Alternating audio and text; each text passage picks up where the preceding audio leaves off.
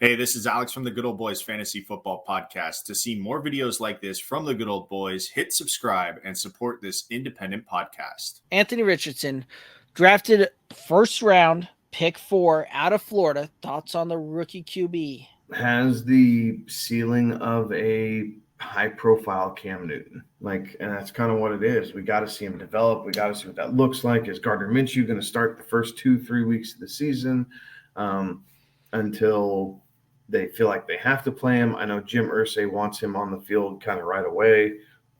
So we'll see if the ownership kind of wins out in this instance. But nevertheless, I think his ceiling in redraft leagues, if you're playing a 2 QB, I think his ceiling might be 15. I think he's going to get you a couple top end weeks because of his legs. But ultimately, you're looking at a guy who's probably only going to throw for 130 yards a game. So you get brought back down to earth. If he can manage 15 passing touchdowns, if you can get 15 passing touchdowns and 8 rushing touchdowns, you're probably going to be pretty happy with what you get. I'm not opposed to taking a flyer on him, especially in a 2-quarterback league, or if you get a really high-end, strong receiver like top 5, and then he falls late in the draft, and that's who you pair up for your single quarterback league as a high ceiling backup for one bye week.